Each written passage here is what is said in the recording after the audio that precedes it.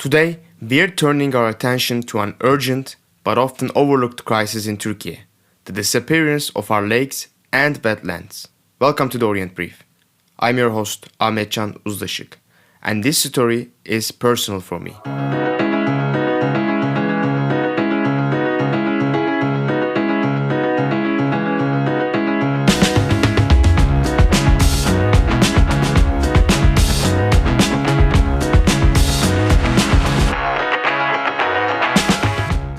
I grew up around Sapanca Lake, a tectonic freshwater lake in northwestern Turkey, very close to Istanbul.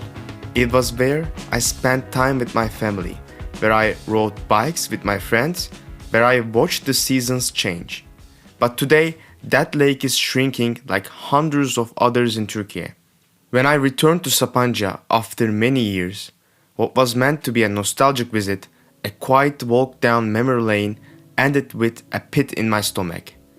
There used to be a small lake, or maybe just a pond. I can't completely remember. But I remember this. It was the lake, or the pond, where my father and I would feed the ducks.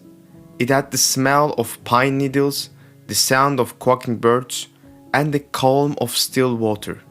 Now, concrete. A foundation, cold and grey, poured right over the place that once held life. I read an article by Fazıl Alpakış not long ago, warning that Sapanca is under serious threat. But the problem is, the article is from years back. Sapanca Lake still supplies drinking water to Sakarya and Kocaeli. I even remember filling our bottles there once, and it's always drawn visitors with its natural beauty. But that beauty is fading fast. Concrete is rising where forests once stood. Streams that once fed the lake are being hijacked for industrial use, and the waste sites nearby, they are leaking into the soil, into the water. Locals point fingers at rapid construction and profit-driven projects. But Sapanca is just one lake. Across Turkey, the picture is grim. 186 of Turkey's 240 lakes have dried up over the last 60 years. The rest are under pressure from drought, pollution, overuse and mismanagement. Let's look at the numbers. Burdur Lake has lost nearly half of its volume since 1970. Acıgöl has dropped 50% in 40 years. Yaraşlı Lake, once home to 141 bird species, has completely dried up. Eber Lake, once 24 meters deep, was down to just 1 meter by 2021. And Mekke Lake, a volcanic crater in Konya, is now completely dry, not a drop left. Some lakes, like Marmara Lake in Manisa, have gone from thriving wetland to barren earth in less than a decade. And this is not just nature's loss.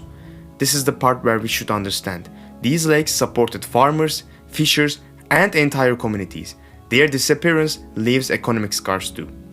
One major factor behind all this is how we manage water. Yes, we all know that climate change plays a role, a really huge role. But there are bigger issues, like unregulated agriculture, excessive irrigation, illegal wells and dams that cut off rivers from the wetlands they once fed. Water bottling plants are set up along the streams. Industrial zones, thermal power plants and mines are draining groundwater. And the wetlands, supposed to act as buffers against drought and floods, are being erased.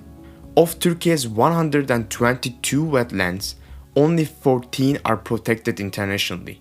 Even fewer are effectively managed. Well, these topics are very disheartening. Now let's hear from someone who has been tracking this crisis closely. Burçin Yaraşlı is a wetland expert at Doğa Derneği. She will explain what is really behind the drying of Turkey's wetlands and what must be done to restore them. The loss of wetlands and lakes in Turkey is deeply concerning. Over the past few decades, we have witnessed severe degradation due to several factors. Unsustainable water extraction for agriculture, industrial activities, and urban expansion have drastically reduced water levels. Additionally, poorly planned infrastructure projects such as dams and drainage canals have disrupted natural water flows. Climate change has only intensified the situation, causing droughts and altering rainfall patterns. As a result, iconic lakes like Lake Marmara, Lake Akşehir, and many others are shrinking or disappearing altogether. But there is hope. Solutions are within our reach if we act collectively and urgently. First, we must prioritize restoring the natural water flow of our rivers and streams. Removing unnecessary barriers such as obsolete dams and diversions can help water return to these vital ecosystems. Second, water management policies need to focus on sustainable practices. Agriculture plays a major role in water consumption. By promoting less water-intensive crops and efficient irrigation methods, we can significantly reduce pressure on lakes and wetlands. Third, we must strengthen the protection status of these areas. Designating key wetlands as protected areas and ensuring their management involves local communities can foster long-term conservation. Lastly, public awareness and advocacy are crucial.